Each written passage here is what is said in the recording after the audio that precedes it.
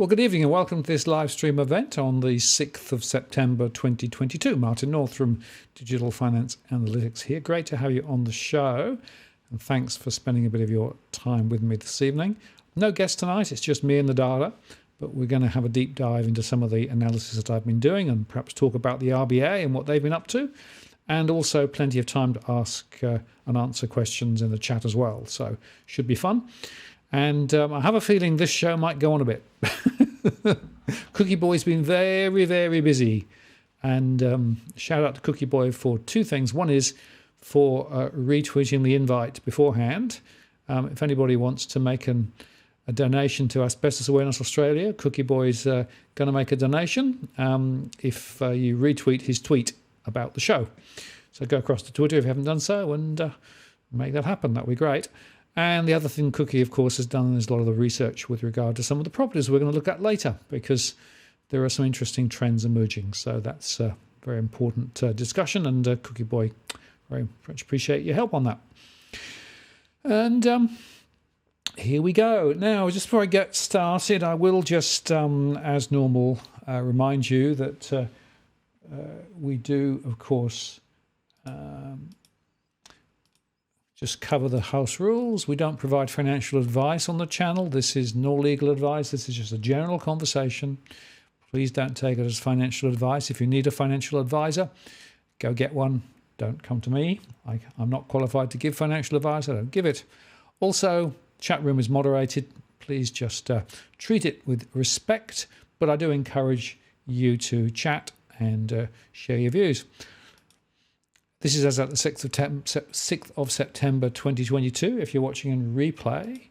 And if you'd like to ask a question, get my attention, use it at Walk the World. That puts it in my special queue so that I see it.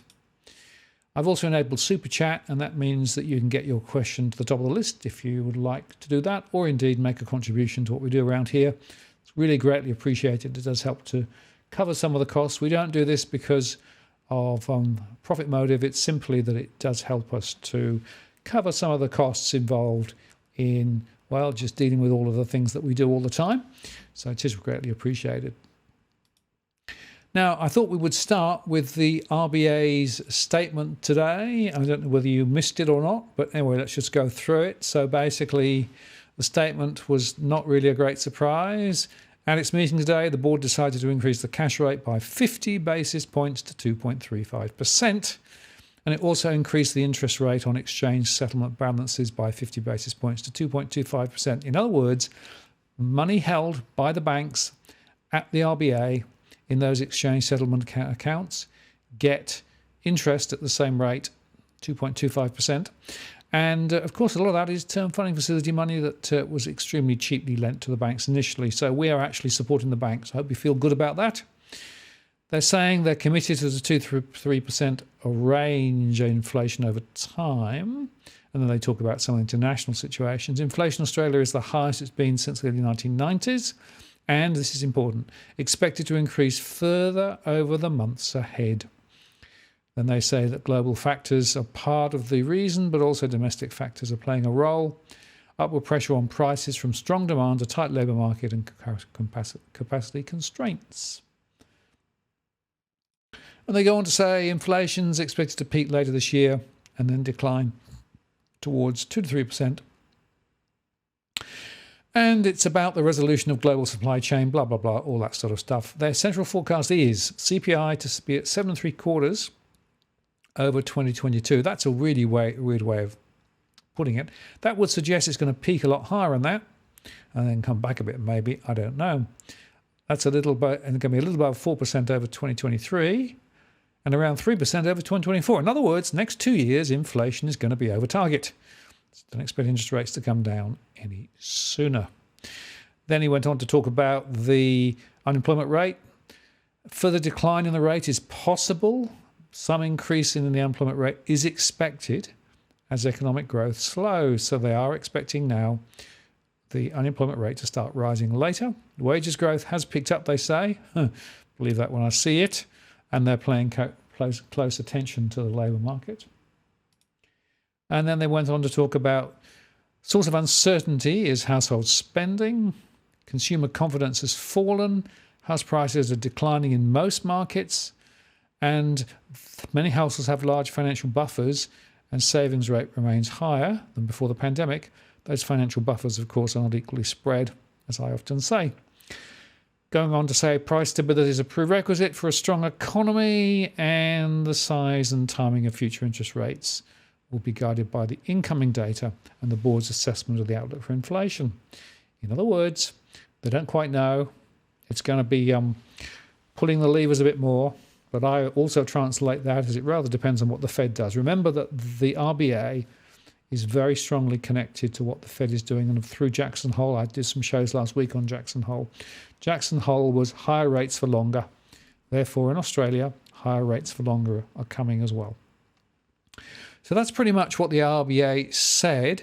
Actually, in a way, there was almost no change from, from what they did last month, other than the interest rate itself. The same trajectory and all of those things. But it is concerning that we're going to see rates rise even higher, of course. And I guess my perspective will be that we are going to see rates rise probably higher than CBA thinks, because they're talking about 2.6. ANZ's talking about 3.25 or 3.35, something like that. Now, the Interbank cash rate at the moment, this is the 30-day implied futures. This is the one after the close of play tonight. Shows they're talking now, this is the market expectation, of course, may not happen. They're talking about a peak rate of about 3.775 in August next year. That's come down. It was at 3.9 a couple of days ago. But they're talking in February 2024 at 3.6. Now, 3.6 is obviously well higher than where we currently are. So that is a very significant thing to bear in mind. So the market is saying we don't think rates are coming down anytime soon. And that's, of course, very significant in terms of thinking what may play out. Now, just to remind you, and I use this as a model just to show you the impact. If you have a $100,000 and your mortgage rate was 1.99%, your monthly repayments are $365. If it goes up to 3%, so in other words, a 1% rise, that's up 15.6%, now $422 a month. If it goes up 2%, it's up 31% from that baseline, $478 a month. And here's another way of looking at it. This is from CanStar, who said, look, a $500,000 mortgage went up by $68 a month in May, $139 in June, $140 in July. In August, $148, September, $153. The total in 5 months, $652 per month. And that's assuming a 30-year loan and $500,000. $1 million, that's more than $1,300 a month. That's enough to make your eyes water. So these are big increases. And the point I'd like to make, and it's very important to underscore, that this, of course, has not flowed through yet, because it takes 2 to 3 months for the impact of those mortgage rate increases to hit real households. And in fact, in my surveys, I'm still seeing people saying, oh, it doesn't seem too bad. But when you look, they've only had 1 or maybe 2 increases so far. There's another 3 in the pipeline now. And that means that people are going to find it quite difficult to navigate ahead. Now, here's a couple of other interesting slides which I thought I'd just touch on today. The first one is from Louis Christopher. So he said that the property listings surprisingly fell over the month of August right across the country. Normally August is the month when listings start to rise ahead of the spring selling season. So he said, it suggests to me spring is going to be weaker on the activity front. Vendors are clearly cautious to sell in this environment. There's no panic selling at this stage. Well, we'll wait and see whether that translates. But I will also make the point that different listings are happening in different locations. So you can see that less than 30-day listings are up over the year in Sydney and Melbourne, but down over the month. In some other cases, it's a bit different. And if you look at old listings, you can see, again, there's some quite significant variations. The drop in Brisbane is quite interesting, particularly over the year. But now listings are higher. And Interestingly, of course, in Perth, listings are down a little. So it does vary.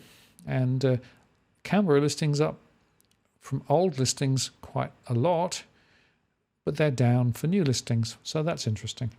So I think my conclusion there is that a lot of the property that's on the market at the moment is not necessarily your A-class property. A lot of it is, been around a bit. But there are still some new properties coming on. And interestingly, my conversations with a number of estate agents across the country are suggesting that the listings will be rising because there are more properties to come on as we move into September and October. So we'll see whether that transpires or not. Second point to talk about is consumer confidence. This is from the ANZ and Roy Morgan, but they said that consumer confidence did increase slightly by 1.3%, which is the highest level since June.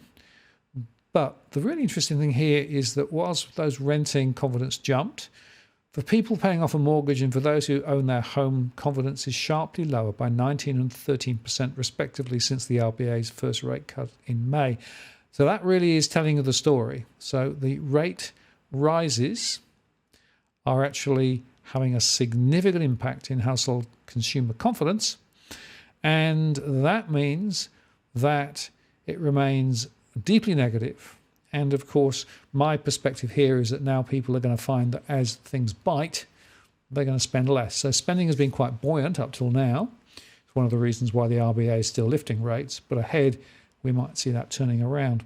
I guess the other point to make is that if it takes 3 months or so to trickle through, essentially the RBA is lifting rates without necessarily having the data back to prove where they got to. So it'll be interesting to see whether they pause at some point and take stock, or whether they just keep charging forward. And that, of course, is one of the open questions at the moment, I think. Now, I will then just move on to talk about stress at the moment. But before I do that, let me just have a quick look at the chat and just see whether there's anything I want to pick up. Lots of questions I see, and appreciate all of the chat. Thanks very much for the coffee. Appreciate that. Interested in the eastern suburbs of Victoria, 3134. I'm going to put that on the list. 3134 and 3135. I like the etc. It's hard to actually etc. But if you put up specific ones, I will try and get to specific examples in postcodes as we go through. Cookie Boy says, thanks for the plug and kind words. Well, Cookie, you deserve them. You've done great work on helping to get people to be aware of what's going on. What with your contribution on Twitter and also here, it's really appreciated. Thanks, Vanessa, for that. Yeah, I think we've got a great community here, a lot of respect for each other, but also some very interesting ideas. And I really like that. That's one of the reasons why I like keeping this community going. Very important as well, I think, in the current environment.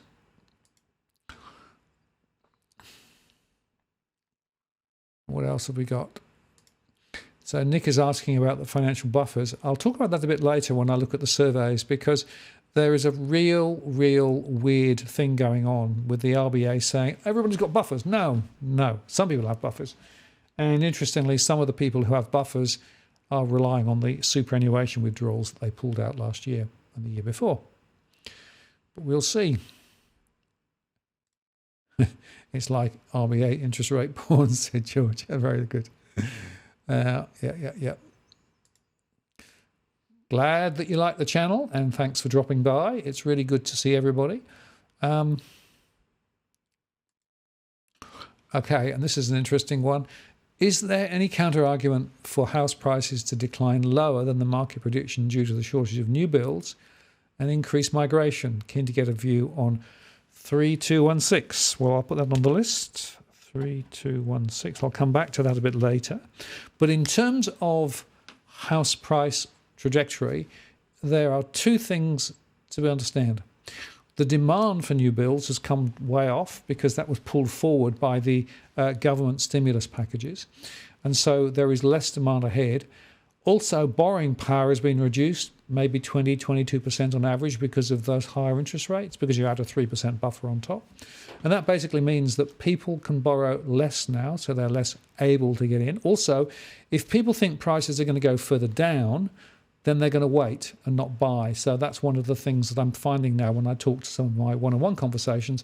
A lot of people are saying, I'm just going to wait and see. I'm not going to do anything immediately. So the migration thing, that will have a small effect, but of course it's going to take time. It's 35,000 additional places into the long-term migration scheme. But it will take some time to process that. They've got many visas to process beforehand. And a lot of those people who come into the country first rent, so it might put pressure on the rental sector, and then buy later when they sort of learn their way around the country. So to my mind, neither of those two factors are sufficiently strong to put a support under house prices. Or to put it another way, the biggest by far of all the levers in the pantheon of the levers you've got is credit availability. Credit is tighter now because rates are higher.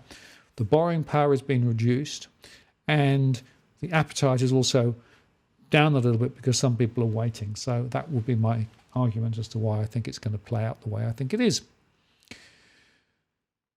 Okay, what else have we got? Oops. Appreciate the contribution there. Thank you so much. I really do appreciate these super chats. They really make a huge difference to what we do here. MJB says better for the RBA to overshoot and then cut a bit rather than undershoot. Yeah, the point about that is you're dead right. Inflation, if it gets embedded, is really, really hard to strangle out. And in fact, it took, almost a decade in the 90s, 70s, 80s, 90s to get it under control. We want to make sure that it is snuffed out, which is why all the central banks are now saying raise rates and raise them much higher. The Jackson Hole thing was very determinative in terms of what's going to happen from this point, not just here but around the world. And pretty much all central banks are now committed to raising rates significantly. Very significant turnaround from just a few months ago when, of course, they were all in quantitative easing territory and ultra low territory. So we are definitely on a different path now.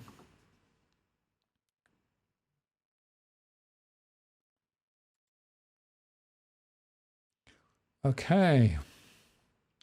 Jason said, price of one coffee in December, way inflation is moving. Thank you, Jason. Indeed, yeah, don't. It is unfortunately the case, isn't it? It's pretty scary. I've actually given up buying coffee at the coffee shop. I make my own now, I'm afraid. And Cookie Boy asked about the dollar.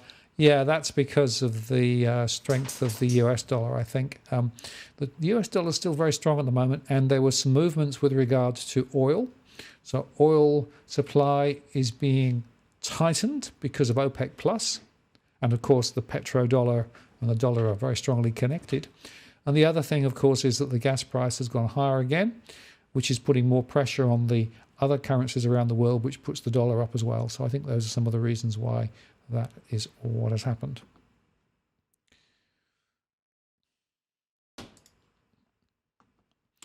George said, what is the volition of money doing? I assume you mean the volatility, you mean the rate of moving of money around the... It's high, it's slowing. So if you look at the M1 and M2, it's actually come back a bit. I did a show about that some time ago. And in fact, overall liquidity in the financial markets is degrading, partly because of quantitative tightening and partly because the amount of new stuff being written is down as well. So there's a whole bunch of reasons why I think that the economy is tightening.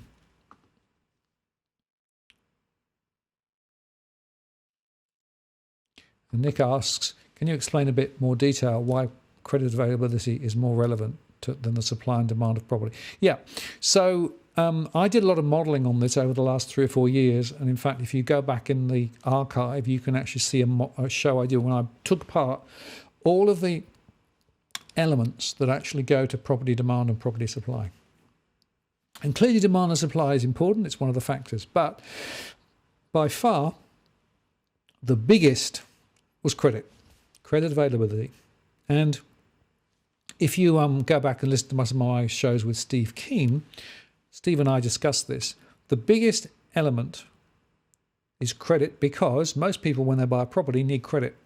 If credit is available, and you can get multiple of your income, 7, 8, 9 times. And if rates are really low, so your affordability parameters are also generous, then that chases prices higher. As prices go higher, banks will lend more, and so that virtuous loop is actually way more important than the absolute demand and supply. Those sort of things are there. And in fact, migration is also another factor in, and a few other things too. But by far, it's interest rates and credit availability that is about 70 to 80% of the reasons why prices move, which also means that, no surprise, over the last few years as rates have come down, and rates came down much lower than I expected from the Reserve Bank. As a result of that, house prices went through the roof. That's why we got the 20 to 30% rise over the last 18 months or so. But the reverse is also true. As credit is rationed and tightened, and as the banks effectively are having to look at that 3% buffer in a new light, you add it to the new mortgage rate and then add it 3% and say, can they still afford it? So we're looking at 7, 8% in some cases now. That means that people will be not able to get as much credit, therefore they can't borrow as much, therefore they can't pay as much, therefore prices come down to meet that. And that's the sort of the mechanism that I see. And it's worth just saying that the fundamental important thing to understand here is that banks create credit. They create money by creating credit. It's an electronic entry, right? It's not deposits first, it's credit first. And so if the banks are lending less, and now lending is coming off, and if they're having to charge more for it, those two things are both economically quite important in terms of understanding why the economy might actually grind. Okay, now let me go back then to the next part of the show. I want to talk a bit more about mortgage stress, and I'll just start with a definition. This is important because I have people sort of confused about my definition of stress. So there are many different definitions out there, 30% of income, or it could be 30% of taxable income, or it could be underwriting metrics like the banks use, and like Roy Morgan uses that particular one. But I define stress in cash flow terms. I look at money in, money out. And essentially, if households have more going out each month, more outgoings, excluding, say, one-off discretionary items like, a holiday or those sorts of things. But if they've got more going out than income, we define them as stressed. If they have the mortgage, then they are in mortgage stress. And if they're renting, then they're in rental stress. So that's how we do it. We also look at investors with a cash flow pressure. And if they have cash flow pressures, they're identified as stressed investors. I also aggregate the data to estimate the total financial stress, which is effectively an aggregate at the postcode level. And we express it as a percentage of households and a count of households.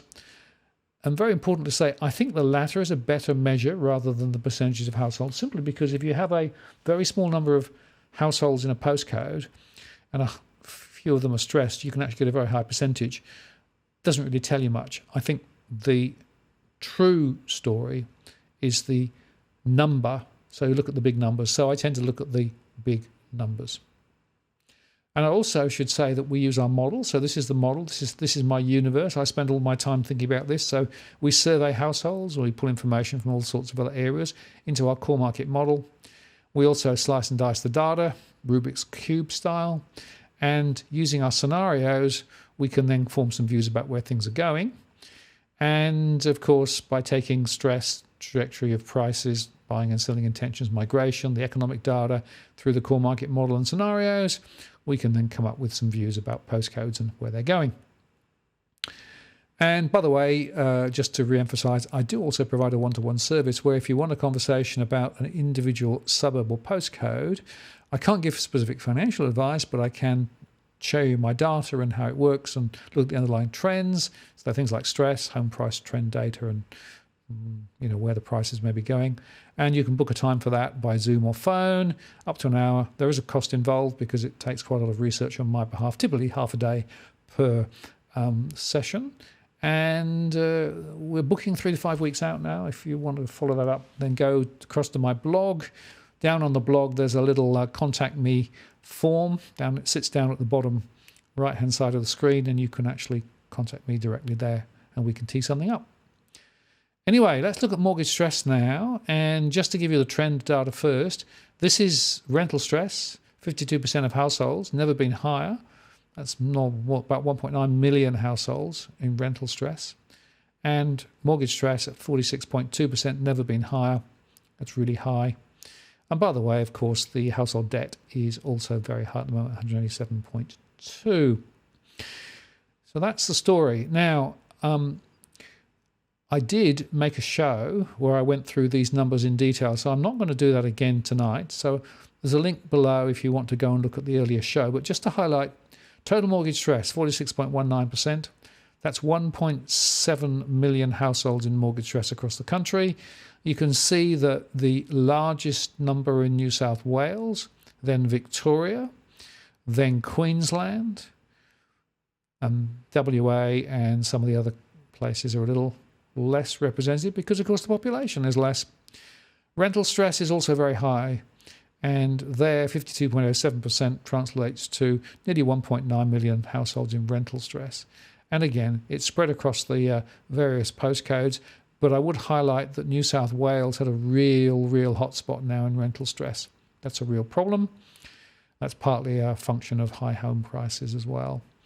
And there's also the financial stress and investor stress. And if I go to the next slide briefly, this is actually just showing you that the different segments that we use in our model, from young growing families, there were a lot of the first-time buyers, 81% in mortgage stress, through to the first-generation Australians, the multicultural establishment people, 42%, but 68% in rental stress, so they're actually quite often in significant rental stress. Then some of the more affluent households, like the exclusive professionals and young affluents, and then the disadvantaged fringe as well. So it's quite widespread. And of course, later I'll show you some of the mapping that I do to give you a sense of how it's distributed across the country. Because I actually think the mapping, in a way, gives you probably the best indication of what's going on. But I will just show you this slide. So this is actually mortgage stress. And I won't go through this in detail, but I want to highlight that places like 2560, which includes Campbelltown, and 2170, which includes Liverpool, and then places around Toowoomba in Queensland, and there's a Western Australian one. Then we go to Cranbourne and Berwick and Harkaway and a few others too. They are all high growth corridors. In other words, there's a lot of building and construction been going on recently. And that's where a lot of hotspots are, because people bought properties relatively recently and they've got big mortgages, they're highly leveraged up, but they're also in areas where the infrastructure is not particularly strong, so they have to drive a lot, they have to spend a lot much more on transport and other things, and plus childcare and everything else. So that's the reason why these are very, very sensitive to particularly interest rate rises.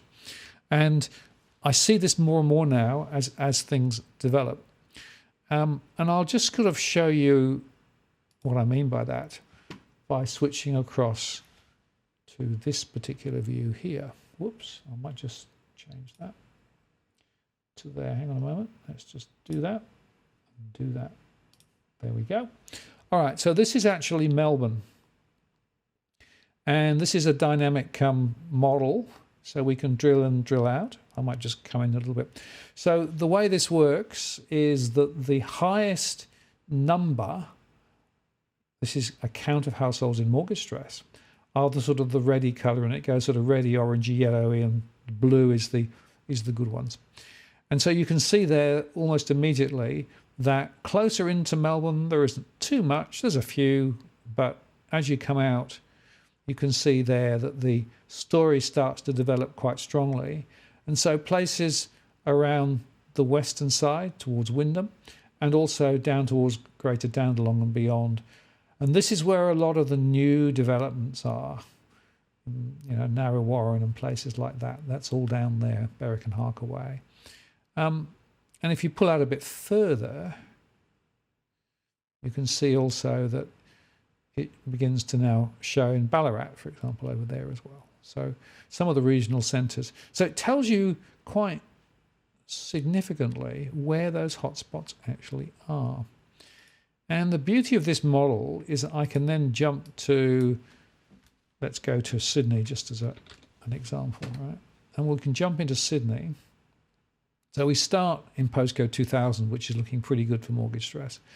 But then as we pull out, we again have a somewhat similar story where effectively there are some areas where mortgage stress is starting to build and build quite significantly. I'm just going to move slightly across. Always wondered if I could automate this into a video, but I've not been able to find a way to do that. So I have to do this manually, which means driving the mouse. So you get smooth depending on how smooth my mouse driving is. Anyway, here we go. So you can now see that Campbelltown there, up in the hills and around the areas there, and there's Blacktown, Liverpool, and in those areas there, they're the real hotspots in terms of numbers. But if you look a little closer out as well, you can start to see that beyond Sydney, you start to see these other areas too. And if you look more closely and at some areas closer into the city, you know, there are a few hotspots, but nowhere near as significant. But even places like Mossman and Woollahra, there are some people who are actually finding it quite difficult. And the Northern Beaches too. Now, those are very relevant observations, as you'll see very shortly when I start talking about individual examples. Okay, I'm just going to do one more. Let's do Brisbane. And then if you want me to do some more maps, put the message in the chat and I'll try and do it a bit later. So this is Brisbane. And once again, this is showing you the story of mortgage stress in and around Brisbane. So you can see that the overall pallor is different. That's partly because, of course, the number of households is lower compared to Sydney and Melbourne. But nevertheless, if you drop out and just see Ipswich and places like that, and places down on the Gold Coast, you can see there that there's a few areas that are also showing it, and a few areas south of Brisbane. And if we go north and go up that way, up towards some of the other areas, towards the Sunshine Coast and places like that, you can see that there are some hot spots further up the coast as well. Even sort of south of Noosa in some of those areas inland. So the numbers are lower, so you don't necessarily get the very, very hot numbers, but nevertheless it shows you that there is actually quite a lot going on there. So that's the mortgage stress mapping, and I can do that for the whole country, and I can, you know, drill into a particular area if you're interested in that. The other thing I have here, though, is actually my postcode modelling. And this, of course, is the thing that's available via Patreon for those who subscribe to Patreon. They can get it updated every month. But here is the base model. Let me just put this up on screen. I just need to do that. And then I need to do this. Oops. It should work now. Yep. It's quite complicated to show this on the screen. I have to go through a program called OBS, which is a sort of software tool that grabs off a screen and then represents it in a way that I can then show on the screen. So that's why I have to just do that. And if I go there you go. So we're now looking at my model. This is essentially everything that I've got in my model. And I'll just highlight a couple of things that I think are quite important. The first is, oops, there we go there. That's better. First is we have it for pretty much every postcode. So you can bang your own postcode in and see the results, right? And then what I've got is information about the geographic footprint of that particular area, including the district and the long location with all the suburbs. I've also got some information about where it maps to SA3 and SA4, which are census and ABS data. Also the electorate and a few other bits and pieces. But this is a really interesting thing. Households, about 12,000 households in postcode 2000. I break it down between those who own their property outright, those who are borrowing, so mortgaged, and those who are renting. And of course, in this postcode, the majority, 73%, are actually renting. And we also know how many people are actually offering investment properties in the area. And then we break that out. So those who are in mortgage stress or borrowing, those who are renters in rental stress, those who are investors in stress, and those overall in financial stress. So the financial stress is the aggregate across all households. And I then show them as a percentage. And then I look at the movements. Now, this is where my scenarios come in. And I've shown you the scenarios before, but what I now do is show you the relative trajectory of prices over 3 different scenarios. And scenario 1 is my best case scenario. And just to explain, the best case scenario is assuming, oops, do that, excuse me.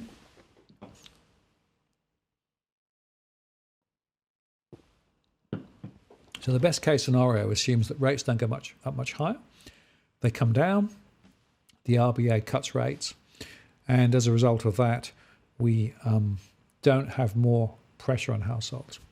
We also assume migration starts up quite strongly, and we assume that China continues to buy all our stuff.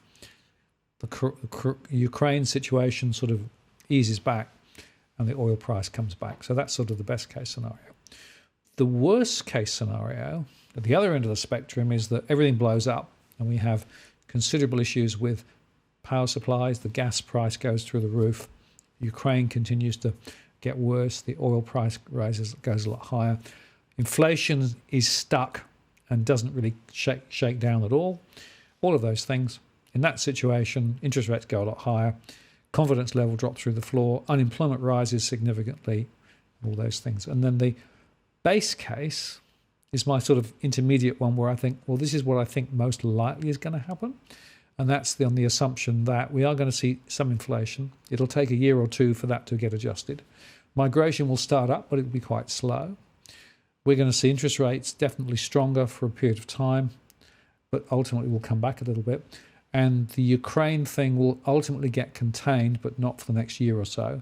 And China will come out the back of it some issues sort of into next year. So it's sort of an intermediate view. And from that, you can then see this is the cumulative movement of property prices. So if everything goes really well, it's feasible that prices will go roughly sideways for houses and pretty much for units. And I actually show them in numbers as well. The base case is a fall of about 20% over the next 3 years cumulatively. And the worst case is a fall of 40% in this particular postcode. Now, this is postcode specific because it's based on the data from the model, based on the surveys and everything else at the individual postcode. So if I then start looking at some of the examples that people asked for, 3144 was the first one that people asked about. So that includes Malvern and places like that. I think this was probably, the thought was this was Joss Frydenberg's old seat, right? So this is the story here. So there's 4,500 households. 41% own outright, 31% borrow, 27% rent. Mortgage stress is not particularly high. Rental stress is quite high at 64%. There is some stressed investors going on there. And so 52% of households overall are in financial stress. And the trajectory is best case slightly positive. The base case drop of about 20% for houses over 3 years. Worst case about 35%. Units, well, following along. I also have in this data 2 other interesting things. Firstly, the average taxable income from the ATO. So that's per person, that's per individual. And the other is the gross investment and net investment returns on investment properties. So 3.5% is the gross investment returns on average in this postcode, but the net investment return is 0. So many investors are not making any cash flow at all in terms of that postcode. Now, if we then compare that with 2228, which was one that also people asked for beforehand, and here we've got 8,500 households, of which 28% own outright, 38% are borrowing, so more are borrowing, and 32% are renting. So this is Miranda and Yowie Bay in New South Wales, of course. Mortgage stress is at 17.2%. Rental stress is at 65.2%. A lot of renting problems.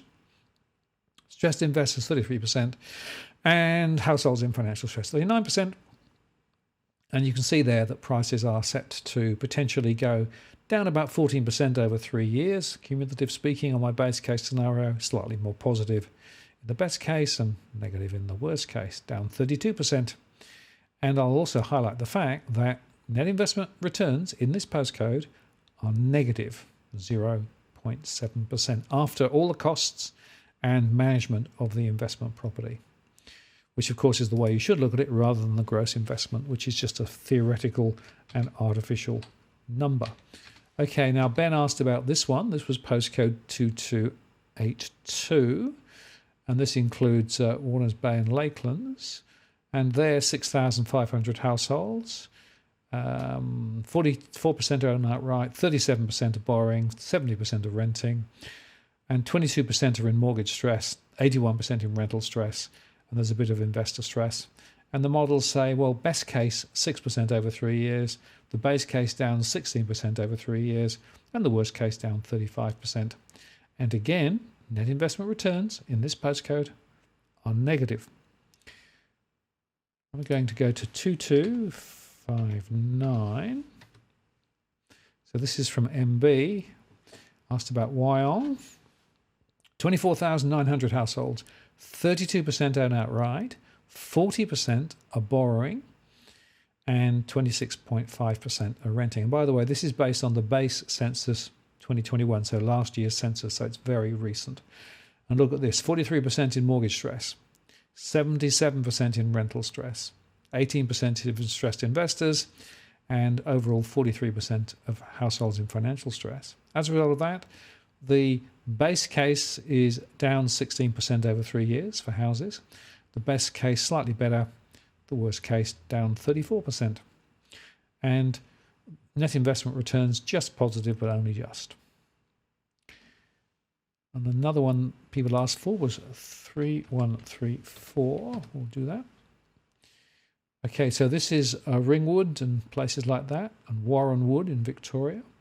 13,500 households, 29.8% own outright, 41% are borrowing, so a lot of mortgage households there, 28.7% renting, and only 4% in mortgage stress, rental stress 36%, stressed investors 18%, 70.8% of households in financial stress. That's somewhat lower. As a result of that, best case scenario could see a rise of 16%, base case is a fall of 6%, and the worst case is a fall of 24% over 3 years, but net investment returns negative, just slightly. Most of Victorian postcodes tend to be a bit negative at the moment. 3135 was another one. This is the except, wasn't it? So this is a quite different one. This is Ringwood East. 8,000 households in that postcode, 32% owning outright, 43.5% borrowing, 24.5% renting, 59% in mortgage stress, 46% in rental stress. So this is a big deal.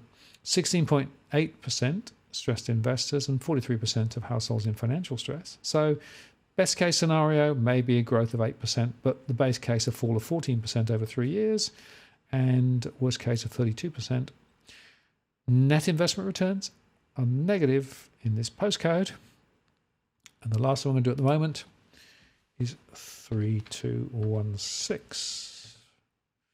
So this is actually down Geelong Way. And there we have 33% owning outright of 23,800, 39.5% borrowing, 27.3% are renting. And there are 41.9% of borrowers in mortgage stress, 67% in rental stress, 17% stressed investors, and 40% in financial stress.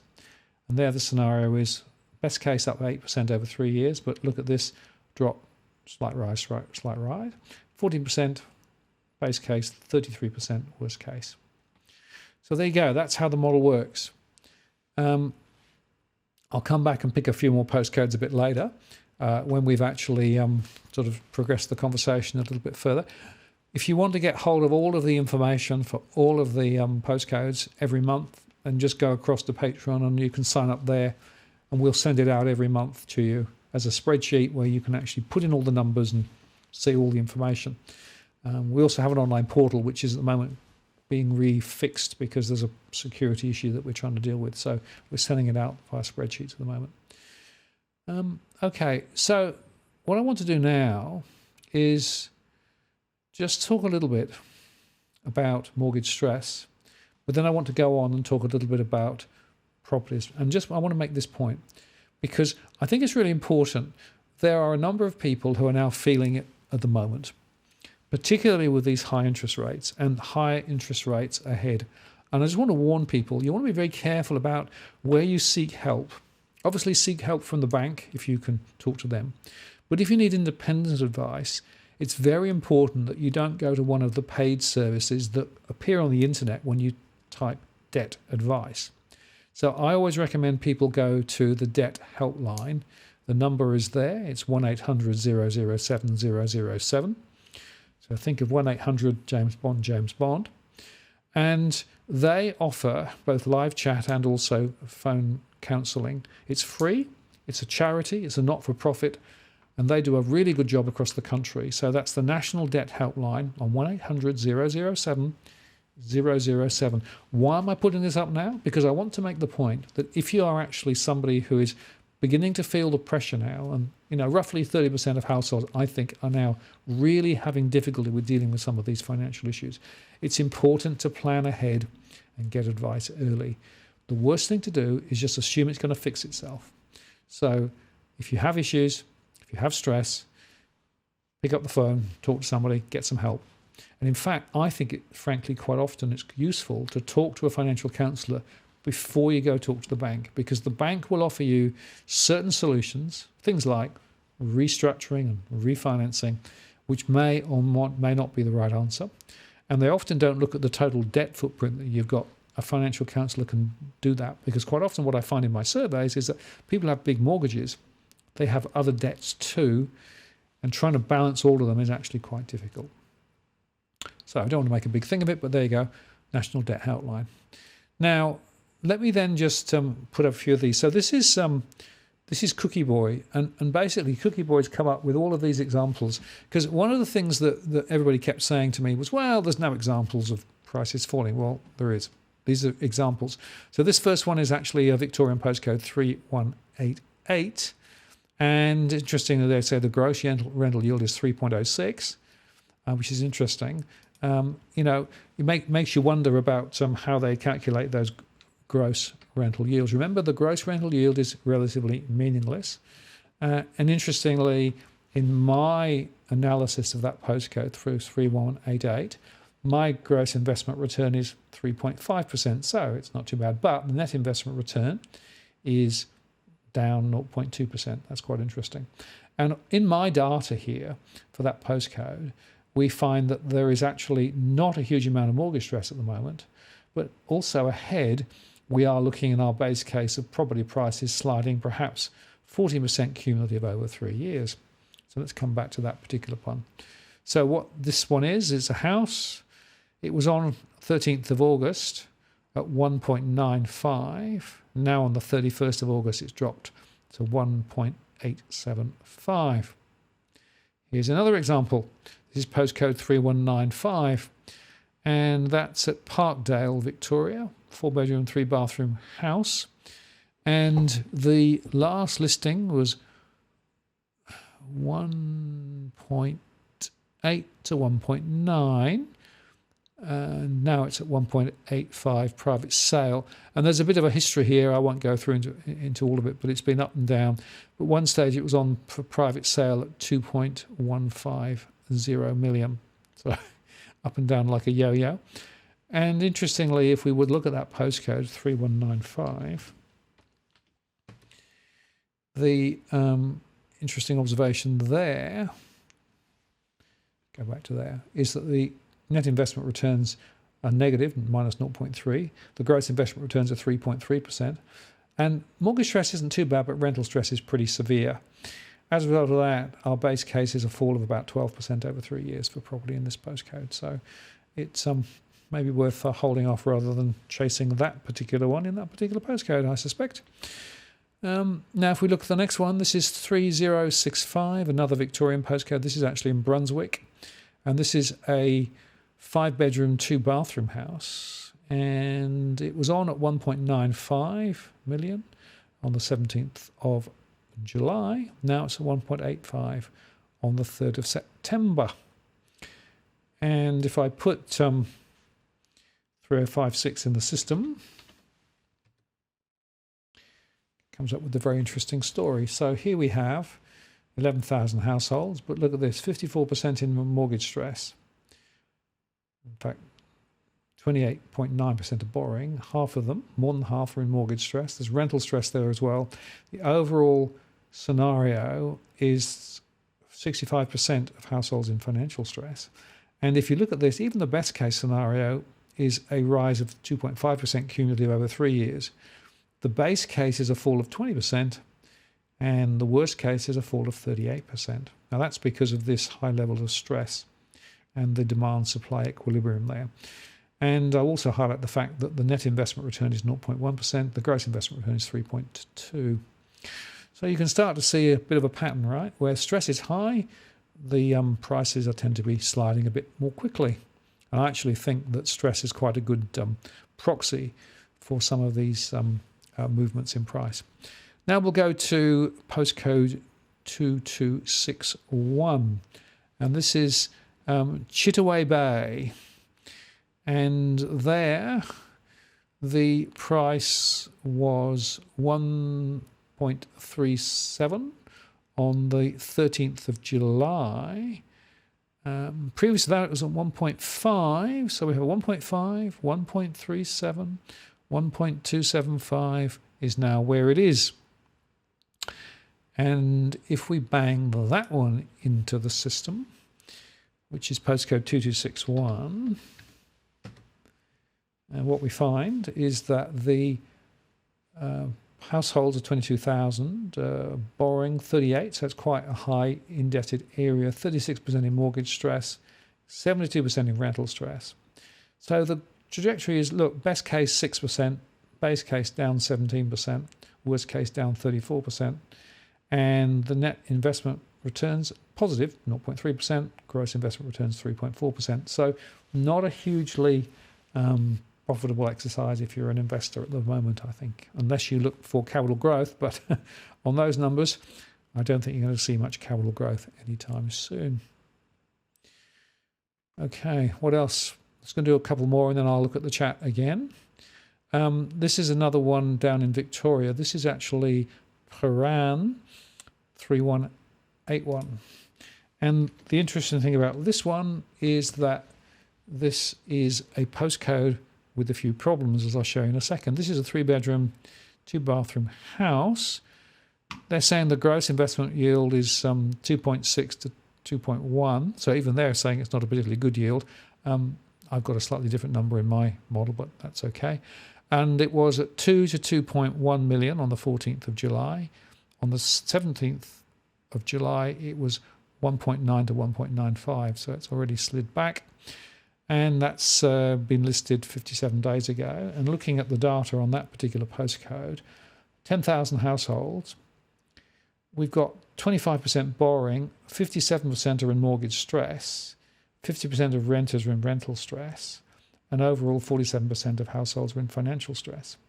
And the best scenario is 6% over 3 years. The base is 16% down, and the worst is 34% down.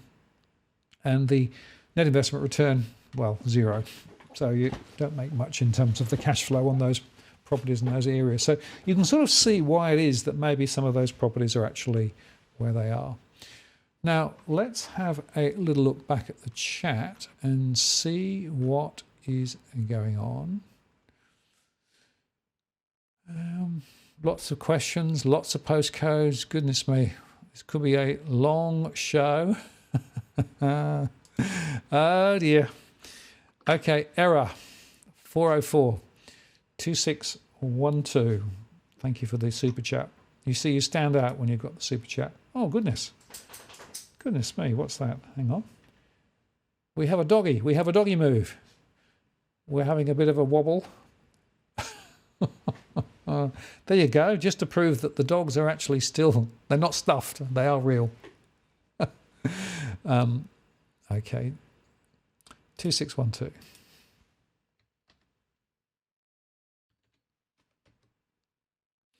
Okay, so this is 2612. I'm just going to take the chat off so you can see it. 8,600 households, 17% own outright, 29% borrowing, 53% renting. So there's a lot of renting going on there. 22% in mortgage stress, 74% in rental stress. That's a problem. And 34% of stressed investors as a result of that. 57.6% of households in financial stress. That's quite a big number. Scenarios, up 6% best scenario, down 16% base scenario, and down 35% for the worst case. And interestingly, the investment returns are a little stronger in my model, in this particular one, which is 4.3% gross and 0.9% net investment returns. So there you go. Let's have a look. Interesting question here. Can your postcode summary data incorporate the number of estimated unoccupied properties in said area? Yes, the short answer is it is feasible to do that. There is that data. I've got all the census data, so all the data series that come out. I just have to go through and harvest that particular set of parameters and then plug it into the model. It's on my list of things to do, so you've prompted me to think about that. And 3036, you're suggesting, I assume you'd like the information on 3036. Let me see whether I can do that for you. 3036. Okay, ooh, not too good. Let me show that one. Take the chat off so you can see it. All right, now this is Keller, Keelior. Keelior, is that right? I don't know how you pronounce it. I get into terrible trouble with some of these names because I've never heard of them before, so I had to make it up as I go along. Quite a small postcode, 2,000. 63% of the 41% borrowing are in mortgage stress. A lot of rental stress as well. And overall, the number of households with some difficulty is quite high.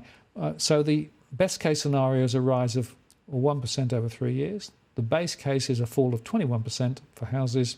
Worst case is 40%. And I'd also highlight that the gross investment returns are 3.1. The net investment returns are down 0.2%. So not a particularly productive area for investment properties at the moment. Okay, what else have we got?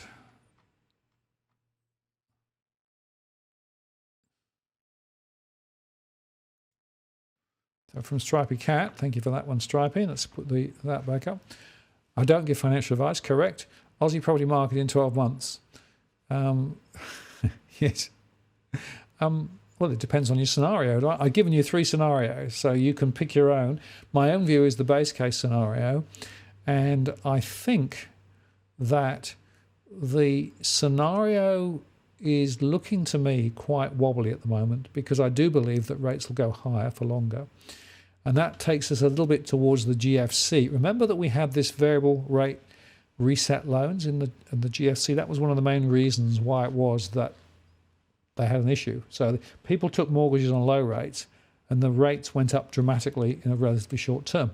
That was actually because, guess what? The Federal Reserve lifted rates. And a lot of people suddenly found they couldn't afford the mortgage. Now, it may not be quite severe as the GFC because I think, 1, our banks are better capitalised, and 2, our lending standards were a little bit better. But it's that sort of flavour. And the point about the US was not all areas of the US dropped the same. So there were some areas that dropped relatively just a little and others that dropped dramatically. But the high leveraged areas where people had borrowed to the gunnels were the ones where they had significant issues. That's how I'm thinking about it at the moment.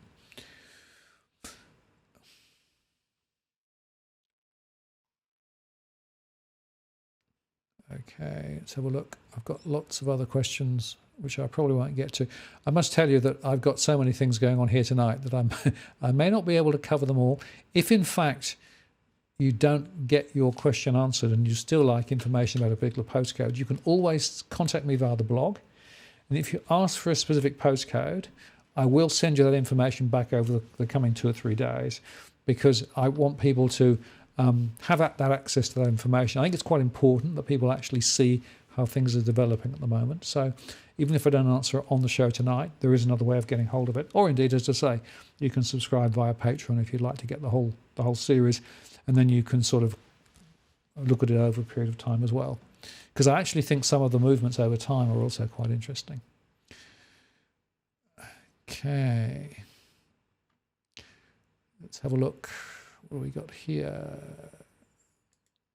Okay, Perth viewer. Hey, 6060. We must keep our Perth viewers happy.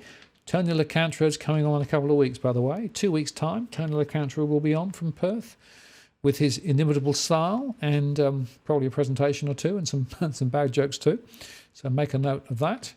6060, which is Yorkine. That's right. Let's put that up. There you go. All right. 12,000 households. 34% are borrowing. 58% of those are in mortgage stress. 63% of renters are in rental stress. And overall households in financial stress, 51%. So that's quite significant. And looking at the scenarios, well, you might, if you're lucky, get a 9% rise over 3 years, or a base case, a fall of 13% over 3 years, or a worst case, down 31% over 3 years is how I'm seeing it. And the net investment returns at 0.8%. That's positive, 0.8%, but still not particularly useful in terms of returns. And Drew said, that was quite funny actually. Drew said, David Llewellyn and Tony LeCantra going head to head would be fun. Yeah, I can just imagine that. No, I can't. Oh dear. Yeah, that might be hard to moderate. But I'm still prepared to do two people on the same show, you know, for a bit of debate. We've had a few debates over the months and years, but I'm waiting for good suggestions and people who are willing to come on and do that. Now, this is one from Ash has asked, you can ask 4110? Sure can. 4110. What's the time now? 9:03. Okay, we've been going an hour already. Can you believe it? Doesn't time fly when you're enjoying yourself? Okay. Whoops. Sorry, let's go back to there. Push the right button, get rid of that. Got too many buttons going on here. Okay, so this is... got the right one, 4110, yep. Okay, so 4110 has got 5,600 households, 49% are borrowing, so it's one of those high, I suspect a high development area, growth area, 58% in mortgage stress, that's a high number, some rental stress, overall household financial stress at 44. Nevertheless, we're looking... Well, best case scenario, 19% over 3 years. The base case down 2.7% over 3 years. The worst case down 21%. And typically up in Queensland, the gross investment returns are 4.7, the net investment returns at 1.4. So they are actually better. I do see that quite a lot across the board at the moment, that investment returns up in Queensland and indeed also in Adelaide and Tasmania are significantly better than in Victoria, New South Wales, and indeed even Canberra. Okay.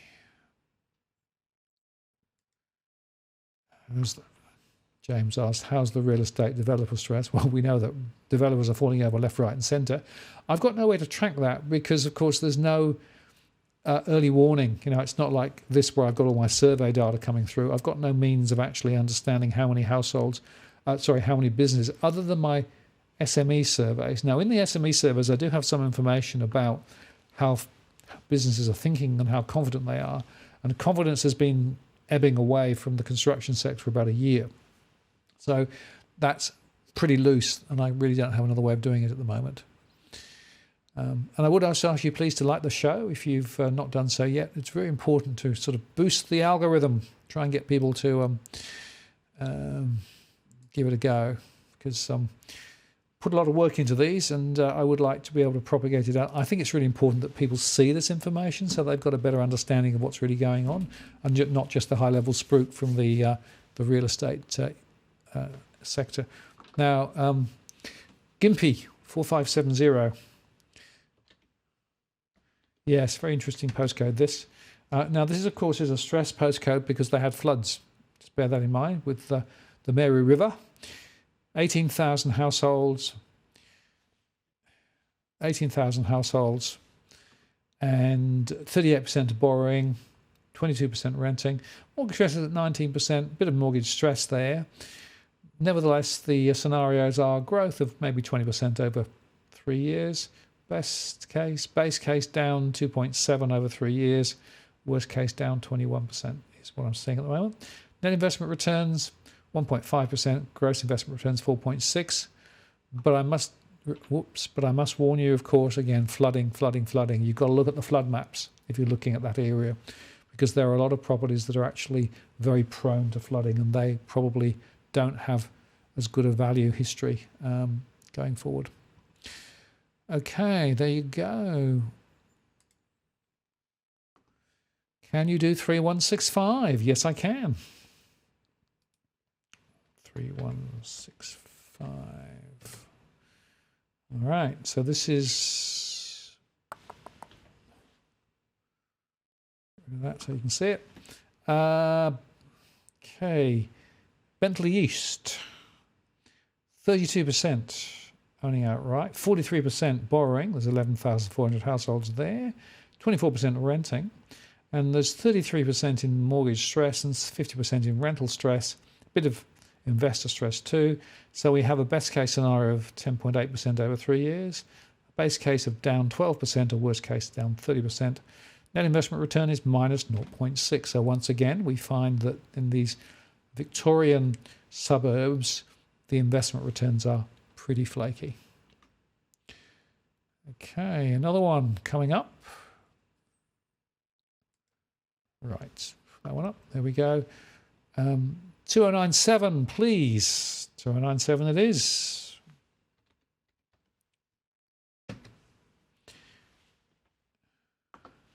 Okay, so this is Coleroy. In fact, we've got some cookie examples from the Northern Beaches. We might touch on some of those in a moment or two. 5,700 households, 34.5% own outright, 42% of borrowing, 22% of renting. There's not much mortgage stress. There's a bit of rental stress. So cumulatively 14% best case, 9% down best base case, and 27% worst case. And the gross investment returns 3.4, the net investment returns 0.1%. I will also highlight the taxable average income in this particular postcode, $112,000. It's quite a lot higher than many others around the place.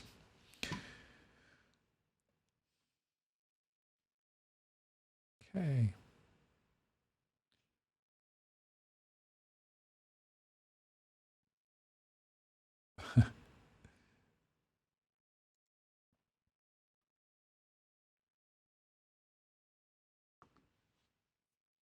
Four, 3, 4, 1. Okay, 4, 3, 4, 1. So 4, 3, 4, 1. Sure can. Okay, so this is Laidley Heights in Brisbane and Moreton Bay. 5,900 households. 49% of borrowing, so a lot of mortgaged households. 80% in mortgage stress. 81% in rental stress, 15% in investor stress. Scenarios, 10% best case over 3 years, down 12.5% base case, down 31.3% worst case. And investment returns 4.2 compared with 1.2 net. Average taxable income, $67,085. All right, so the question now is, do I go on going the ones in the chat, or do I come back and do a few more from Cookie Boy? I think what I'm going to do, just to mix it up a little bit, let's look at another couple from Cookie Boy and look at some of those. I think that's what we'll do now. So we'll go there. I think I did that one. Okay, this is quite interesting. This is St Kilda Road. So this is an apartment in the centre of Melbourne. 3004 is the postcode. And this was on the market at 2.1 to 2.3 on the 26th of July.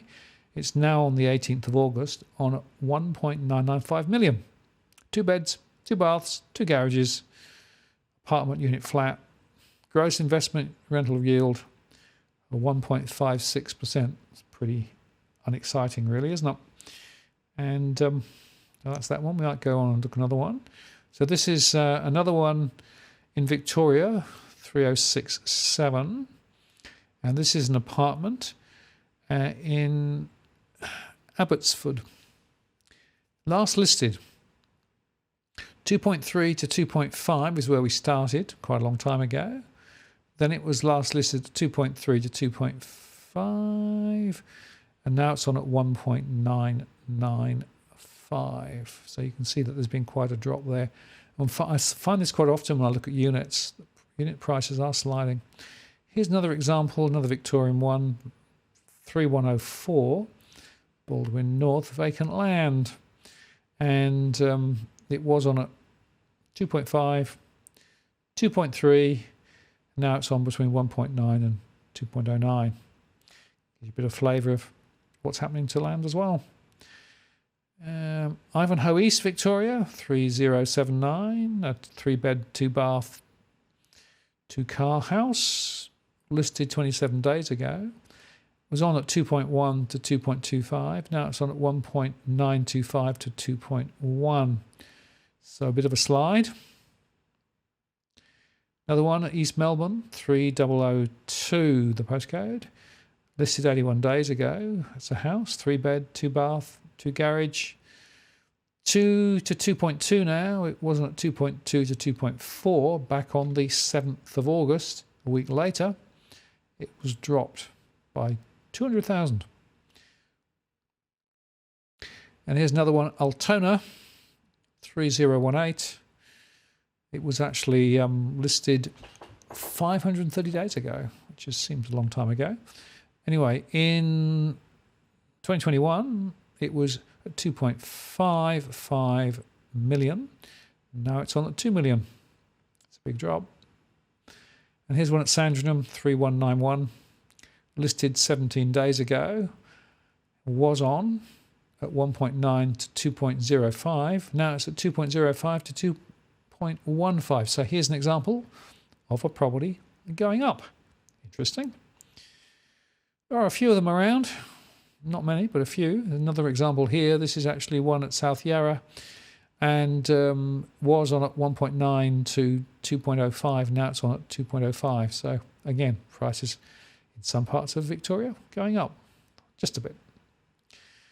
But maybe not everywhere. Don't know. Interesting one. This was on at 1.8 to 2. Now it's on at 2.045. Essendon. So people are trying to push the market higher. On the other hand, if you look at Killarney Vale in New South Wales in 2261, this is a 4-bed, 3-bath, 4-garage house, and the price guide is 1.4 now. It was on previously at 1.55. That was on the 16th of August, now on the 31st of August, so it's dropped, enough to notice the difference. And here's another example, Ascot Vale, Victoria, 3032, was at 2.4 on the 26th of August. Now it's at 2.35 on the 6th of September. 3-bed, 4-bed, 3-bath, 4-garage house.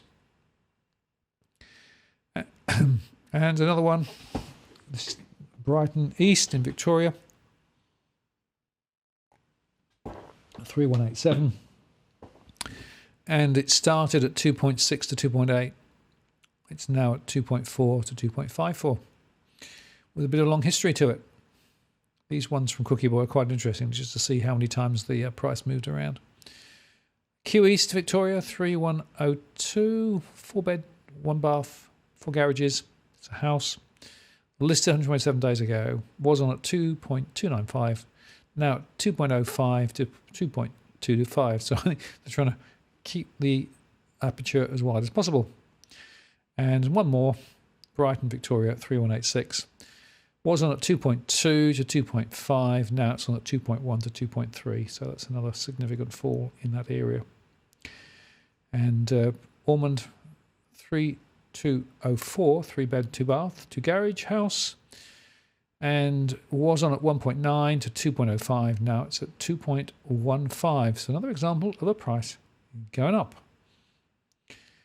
And finally, Bateau Bay, we'll just do this one, 2261. Listed 54 days ago, was at 2.35 on the 15th of July, now 2.1 on the 17th of August. Very interesting. So there's a few examples of stuff moving around. Okay. I'm still way behind on the old postcode bingo, but we'll do a few more. 2097 came up. So this is one from Style Play, 2097. Put that one up there. There you go. Get rid of that. Okay, so this is Coleroy, another one up in the Northern Beaches. And 45% rental stress, not much mortgage stress. 14%, 9% down or 27% down. And I make the point, a lot of the ones here, they have a smaller population base to start with. But I am surprised at how much of borrowing is going on. 42% are borrowing. Okay. Here's another one, 4370. 4370. Thanks for putting that one in. 370. Please like the post while you're watching these. Would appreciate it. Okay, so this is Warwick in Queensland. 7,800 households. 32% of borrowing. 74% in mortgage stress. That's one of the highest I've seen. 67% in rental stress. Some stressed investors as well. Scenarios are best case up 11% over 3 years. The base case down 11% over 3 years. And the worst case down 29%. Gross investment returns 4.3 compare with 1.3 net investment returns, and the average taxable income 64,649, which is pretty much average, I think, for Queensland. Maybe a bit below average, actually, thinking about it. Okay, where are we going now? So Casso9 asks, can I do 3056? I sure can, if I can find a way of doing it. Whoops. Just misplaced my mouse. Got too many Mises going on at the moment. 3056.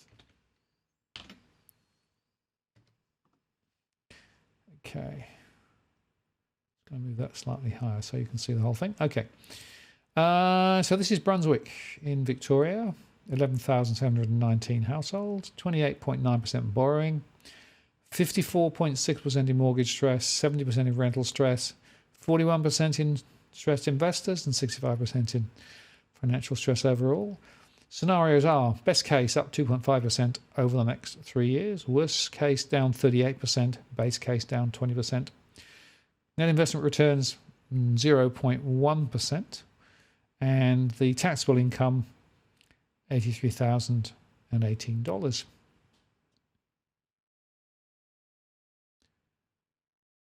Okay. Another one. I think I've done that one.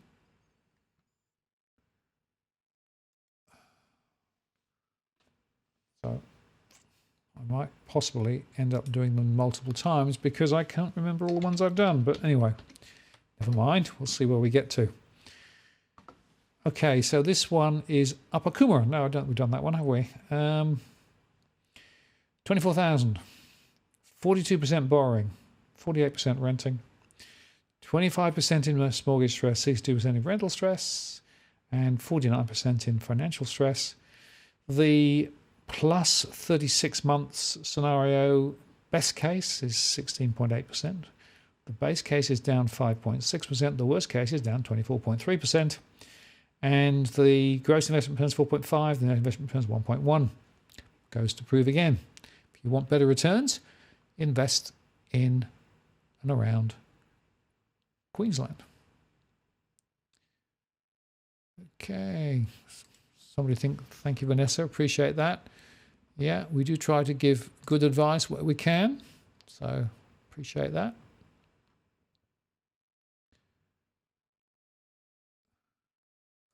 So, do Mandra. Reckon they're buggered. Yes, I can't remember what Mandra's postcode is off the top of my head. So, if somebody puts Mandra in as a postcode, I'll look it up.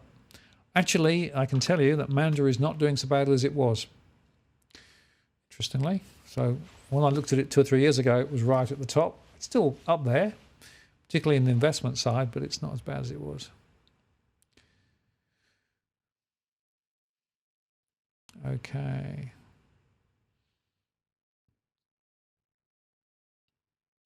Just flicking down the conversation. A lot. Have I covered inner city Sydney yet? No, I haven't, but I do have some data on that. So we might look at some of those. Maybe we'll do that now. Let me just see whether I can find them in my... I have 200 properties loaded in from Cookie Boy over the last few months. And it's quite interesting, just trying to sort my way through them. I may have to do a video. Perhaps I could do a video actually and just show each one on screen, and then you can look at it. Maybe that's a way of doing it, because otherwise we're going to spend all night and the next day probably going through them all, just looking for the ones closer. And I know we've got them here somewhere, but I'm not sure where I put them. Let me just look through them. Okay, I remember those. Paddington, there you go. I have found Paddington. So let me put that up on the screen. So this is a house in Paddington, 3 beds, 1 bath, and a car space. 0 car spaces by the look of it. Was on at 2.8 on the 26th of August. On the 31st of August, it dropped to 2.6. And they're saying the gross rental yield is 2.8%. I'm actually quite interested to look at that postcode in my data too. Yeah, I thought so. So this is an interesting one insofar that the story here is actually quite complicated. There is around 7,000 households in this particular postcode. 27% are borrowing, a lot of renting, of course. There isn't much in the way of mortgage stress, but there's a lot of rental stress, and therefore a lot of stressed investors, and therefore a lot of households in financial stress. As a result of that, we are only seeing a 3% rise over 3 years as the best case scenario in this postcode. The base case is down 19%, and the worst case is down 37.8%. And I'll highlight that the taxable income, 135,888, that's pretty high. And the gross investment return is 3.6, and the investment return is 0.4%. Here's another one in Paddington, which we'll go back to. So this is, again, a house, and it was originally on at 3.5, and then it was on 3. Auction around 3, and then 3.1. So it's on at 3.1 at the moment. A house, 3 beds, 1 bath, 1 garage, pretty small plot as well. And it does seem to be the case that some of those inner city properties are beginning to slide. Kingsford, this is another one which is not right in the centre of town, but it's quite interesting. Look at that one. So this was originally on at 3.3 back in May, and it sort of moved around a little bit. Now it's on at 2.75, 6 beds, 3 baths, 3 garages, and it's a house. Interesting. Bronte, another quite interesting suburb, closer into Sydney, of course. 4 bed, 3 bath, 2 garages. It's a house.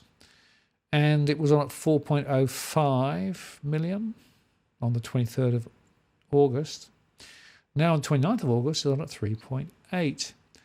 And I will just put 3024 up, because that could be quite an interesting one to look at from a...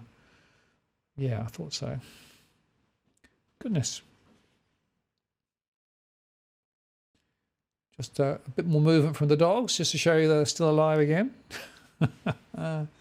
I've got a monitor here so I can see when they're moving, and I can bring them on screen. Okay, so this is Waverley, Bronte Waverley. 4,400 households, 31% borrowing, 21% in mortgage stress, 75% in rental stress, and overall households in financial stress, 78%. And this is quite interesting. So it's suggesting that the best case is a fall over the next 3 years. The base case is a significant fall of 27%, and the worst case is a fall of 45%.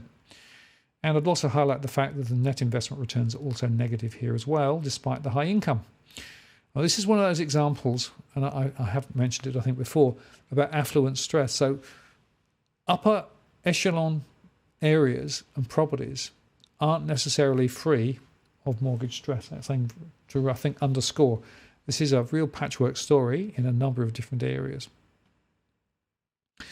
And we might just do this one. This is Potts Point. So this was on at 8.5 million. Now at 7.9 million. 8.5 to 7.9. Very large property, of course. And it's got 8 bedrooms, 5 bathrooms, 5 car spaces. But the square footage doesn't seem particularly large, so I'm not sure how that works. But there you go. So it shows you at the top end. And if I were to go for 2011 in my data set, I wonder what that would tell us. Yeah, I thought so. It is very interesting. So this is another example of a more affluent end of the market. Taxable income, $137,000 on average.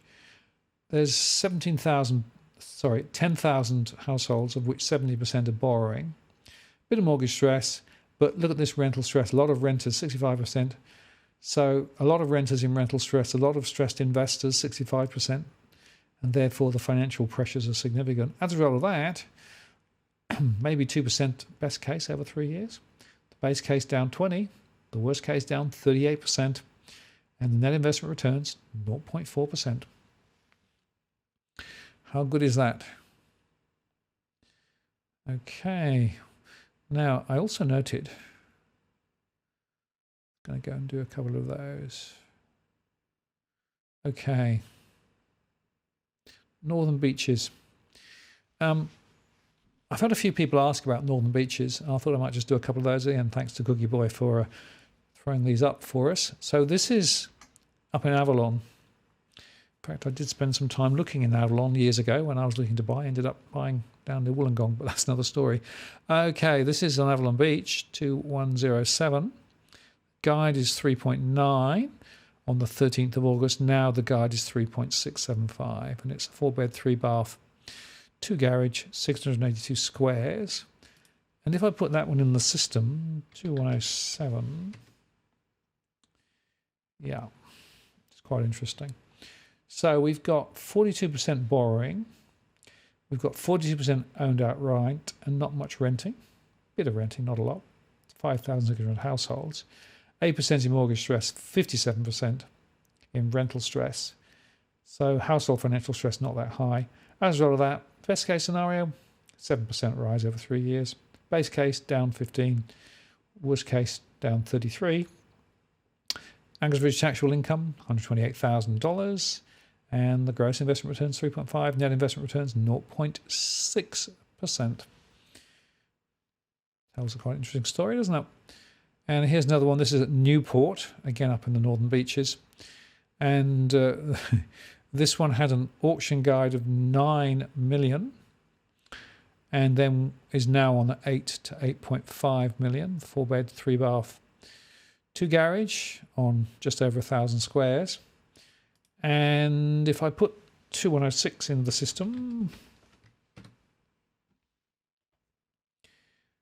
can see there that it's quite an interesting story. So this is a pretty affluent suburb, $115,000 on average. But we've got 39% borrowing of the 3,700, and 63% of those have mortgage stress. Rental stress is also very high, and therefore the overall financial pressures on this particular postcode are high. As a result of that, the best case scenario is a fall of 6.5% over 3 years. The base case is a fall of 29%. The worst case is a fall of 47%. And again, an example of more affluent stress. Okay, well, we're at 9:31, so we've already hit the deadline, as it were. What I'm going to do is just quickly drop down and bring out a few more from the chat. Can I bring up postcode 2200? Probably can.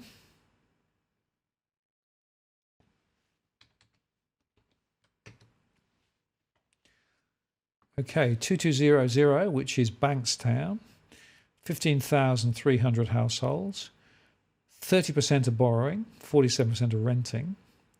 And in terms of mortgage stress, 25% in mortgage stress, 75% in rental stress. So you've got a lot of stressed investors and 53% of households in financial stress. Scenarios are up 5.5% over 3 years. Best case, base case down 17, worst case down 35%. Average taxable income about 63,000, and gross investment returns 3.5, net investment returns 0.3. I hope that helps. What else we've got?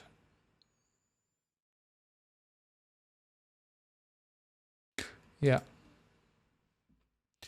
It is. That's a very important observation that you've made there about the fact that you can have areas quite close together behaving quite differently. And that's partly maybe because the different types of properties, maybe one is closer to amenities than the other, or maybe just the different types of people who bought. But you've got to go granular. And I want to underscore this, as I always do.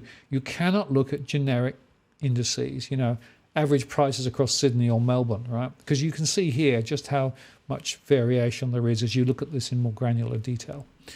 And the point I want to make is that whether you look at Queensland or South Australia, or whether you look at Victoria or Western Australia, you've got to go granular. You've got to look at individual postcodes and individual suburbs within postcodes to understand what's going on, because you can look at two postcodes side by side and they're doing very different things and have very different trajectories ahead as well. So I absolutely agree with that. Okay.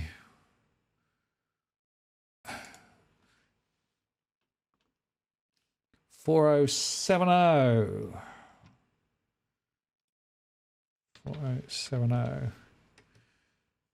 Okay, so this is Belbarry. And 4,200 households, 60% are borrowing, 13% are renting, 35% in mortgage stress, 100% in rental stress, but it's a low number, so don't worry about that too much. There's a bit of household financial stress. Best case scenario up 13% over 3 years, base case down 8.9%, and the worst case down 28%.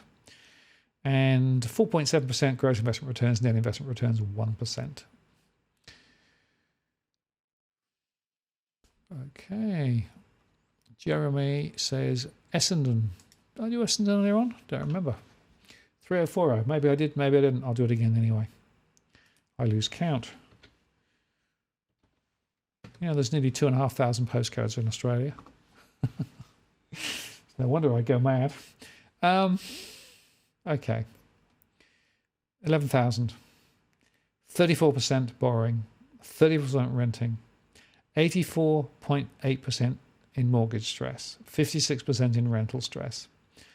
And quite a lot of households in financial stress too. As a result of that, best case scenario, flat over 3 years. Base case down 22%, worst case down 41%, and net investment returns minus 0.3%. Another of those Victorian postcodes where people lose money on investment properties. Average taxable income, $104,000. There we go.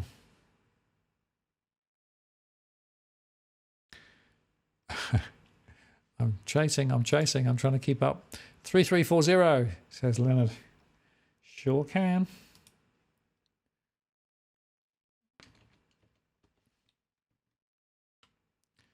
Okay, 3340. This is Bacchus Marsh, close to Geelong. 9,600 households, 53% borrowing, so more than half the population have a mortgage, 56% in mortgage stress, 66% in rental stress, and 45% overall in financial stress. There is a scenario, best case up 7% over 3 years, but the base case is a fall of 15%, or worst case, a fall of 33%, based on what we know today. Average taxable income is about $76,000, and the net investment return is minus 0.1%. Okay, the Shire, Nathan says. The Shire, please, the Shire. Yeah, okay. We'll do the Shire, 2229. Happy to help. 2229. Okay, here comes the Shire. 12,000 households, 40% borrowing, 24% renting, 11% in mortgage stress, 61% in rental stress, a bit of investor stress. Scenarios are best case up 10% over 3 years, base case down 12%, worst case down 30%. And the average taxable income, 105,000. And the gross investment return is 3.4. The net investment return is 0.3. 3030. Please, 3030. Give me 3030. Okay, we'll try 3030, shall we?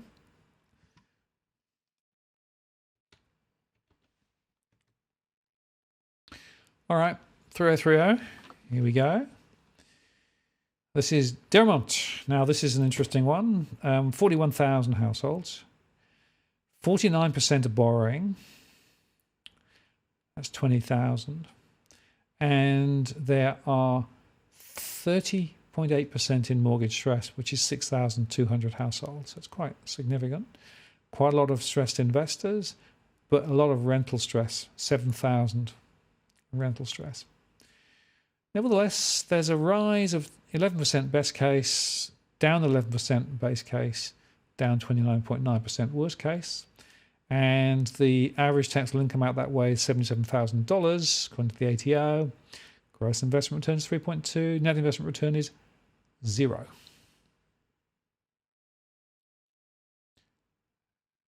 Okay, what else? Okay. Leap videos. 3143. Sure can.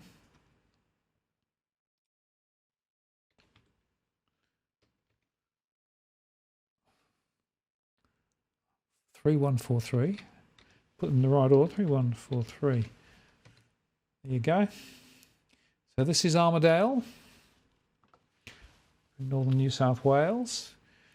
4,600 households. 25% borrowing, 45% renting, 33% in mortgage stress, 53% in rental stress, 40.3% stressed investors, and overall 63.4% in financial stress. So best case down 0.4%, base case down 22%, worst case down 41%. Average taxable income 140,000, which is quite high actually. And the gross investment return is 3.3. The net investment return is flat, 0. There we go. Perth, said Andrew Joy. 6027. Here we come. Whoops.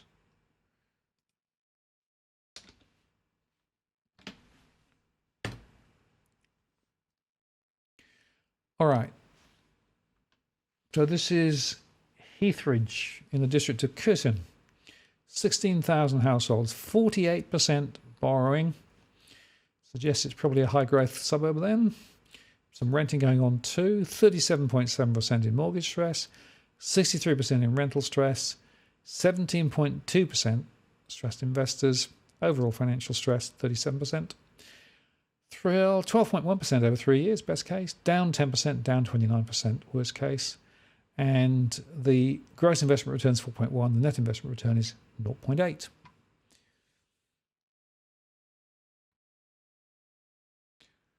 Okay.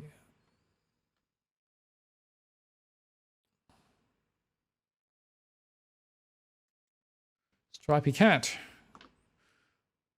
3809.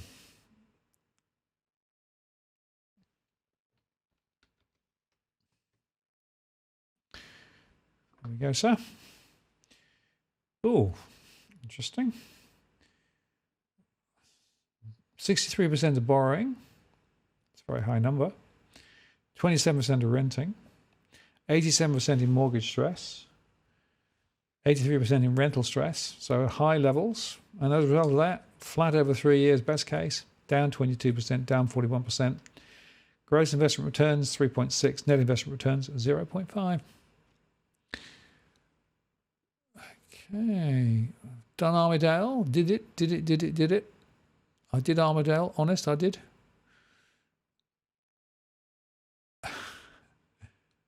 Okay, this one here. What about that one? 3212.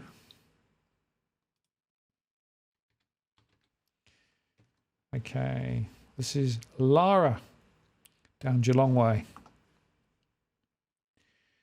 6,800. 50% borrowing. 24.3% in mortgage stress. 92% of renters in rental stress.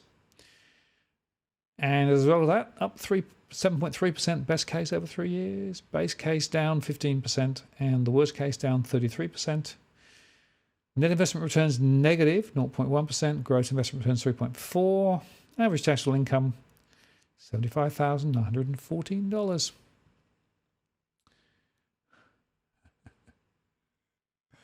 Yeah. Yeah, I know, Cookie Boy. That's exactly right. My CPU is about to blow. We got to 9:42. I think I'm going to call it a night on that one.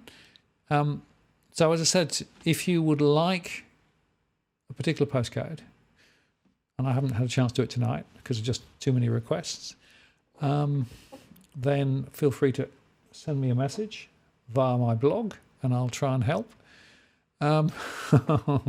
People are still asking. Hang on, we'll just do a couple more. 2133. A couple of people are logging off. Cheerio, good night, those who are leaving.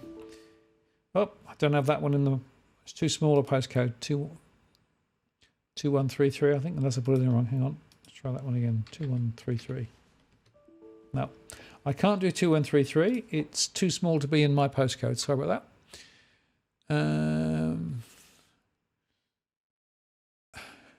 A lot of thanks coming through. I really appreciate that. Okay, I'm going to call it a night there. I just want to say thanks very much for spending so much of your time with me. It's really appreciated.